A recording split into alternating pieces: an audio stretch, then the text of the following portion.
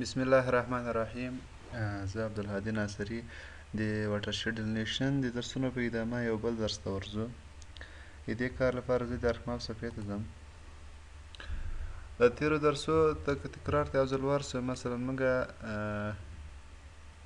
اضافي ډي ام درلود چې هغه مو ریموو کړی و چې اوس یې بېرته مثلا کټ کړم. دا ډي ام و. له دغه ډي ام نه کله چې واټرشید مو معلوم کړ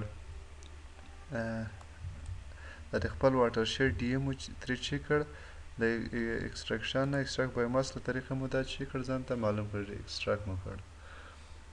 نو کله مو چې دا ځان ته اکسټراکټ کړ، اوس زه یو ځل بیا غواړم چې په دې واټرشید باندې چې د خپله د ټارګټ ساحه یعنې ټارګټ ډي ام داسې بونډرۍ هم معلومې شوې. مثلا که چیرې د رنګ ورته تغیر کړو چې ښه معلوم شي، کالرې دا سور رنګ ورکړو، دا بونډري د واټرشید دي. دغه ډي ام ډیټا کې زه یو ځل بیا فیل وکړم، فلو ډایرکشن وکړم، فلو اکیومولیشن وکړم چې موږ ته هغه کوم سټریمونه چې موجود وي هغه موږ ته چی کړي، راکړي. د دې کار له خاطره زه سپیشل انالایز ټولز ته ځم. سپیشل انالایز ټولز ته هایدرولوژي ټولز ته راځم. اوله کې چی کوم؟ فیل کوم. انپورټ سرفیس رجسټر کې زه چی ورکوم؟ دا واټرشید ډي ام ورکوم، ځکه وایي تاسې رجسټر ډیټا ورکوئ. او آوټپوټ زه چی ورکوم؟ دلته یو فولډر جوړوم، مثلا یو نوی فولډر، نیو فولډر. کله چې نیو فولډر جوړوم په نامه د واټرشید، دا زما فولډر شو. دلته اوله مرحله زه چی ورکوم؟ نوم ورکوم فیل، سیو، اوکې.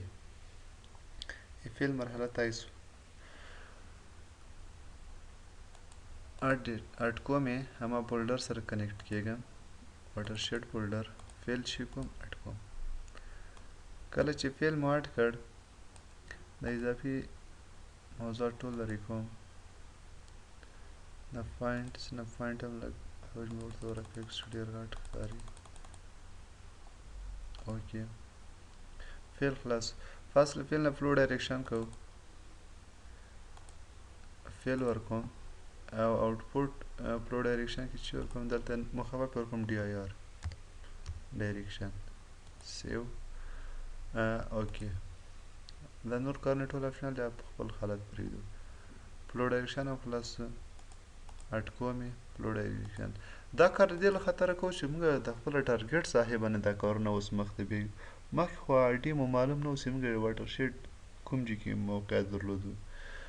اوس دا د فلو ډایرکشن، فلو اکیومولیشن یو ځل بیا په دې خپله ټارګټ ډي ام یعنې په دې خپله چې کله مو ډي ام اکسټراکټ کړ، دا واټرشید معلوم شو، نو په دې باندې یو ځل بیا دا کارونه کوو چې زموږ د ټارګټ ساحه چی شوه؟ معلومه شوه. دا کارونه ټول د همدې له خاطره کوو. یعنې چې مثلا په دې کې موږ ته سټریمونه راکړي، دا ټول کارونه بیرته د واټرشید خپله راکړي. بیا درېیم مرحله کې فلو اکیومولیشن کوو. انپوټ فلو ډایرکشن، دلته فلو ډایرکشن ورکوم. او آوټپوټ اکیومولیشن رجسټر کې نوم یې ورکوم په نامه د اکیومولیشن، فلو اکیومولیشن. تاسې هر نوم ورکوئ ورکوئ، یو سپیس نه منې، نور چې انډرسکور ورکوئ نور نومونه هم ورکوئ. مثلا زه ورکوم فلو اکیومولیشن، داسې ته ښه معلوم شي. مثلا فلو اکیومولیشن، سیو، اوکې. فلو اکیومولیشن هم خلاص شو. دا فلو اکیومولیشن زه چی کوم؟ اډ کوم، ما فولډر سره کنیکټ کېږم. دلته فلو اکیومولیشن د اډ ورته فلو اکیومولیشن چی شو؟ اډ شو. ښه، اوس د فلو اکیومولیشن هم شو، فلو ډایرکشن هم شو، او فیل هم شو. کله چې دا کارونه مو وکړل، په راتلونکي درسو کې به اوس موږ غواړو چې څنګه له دې فلو اکیومولیشن د کوم سټریمونه چې دي، دا سټریمونه اوس ښکاري اوچت کې معلومیږي، دغه له راسټر نه څنګه موږ یو لاین ته واړو، یعنې یو پیکچر ته واړو، یا په اصطلاح راستر ډیټا څنګه په ویکټور ډیټا باندې بدله کړو. دا کار به مخته بوځو. او بله مرحله مثلا اوس غواړو چې بیا په دغه منطقه کې که چیرې موږ بند جوړ کړو د دغه بند د اوبو حجم معلوم کړو چې د مثلا دکې څومره اوبو جمع کیږي د همغو اوبو مساحت معلوم کړو د هغو اوبو محیط معلوم کړو دا کارونه به بیا مخته بوځو پرې او د ټول واټر شید مساحت به معلوم کړو د واټر شید سلوپ به څنګه معلوم کړو څنګه هیل شید ورکړو څنګه اسپیکټ ورکړو دا کارونه به بیا مخته بوځو چون د درس حجم زیات نسی درس بس کومه په راتلونکي درسو کې به بیا دا کارونه مخته بیایو مثلا واټر شید ساحه یو ځل درس یو ځل بیا تکراروم د واټر شید ساحه معلومه سوه کله چې واټر شید ساحه معلومه سوه نو په مغه ډي ایم باندې چې دا ډي ایم د واټر شید ډي ایم په هغه باندې مو فیل وکړ فاصله فیل نه مو فلو ډایرکشن وکړ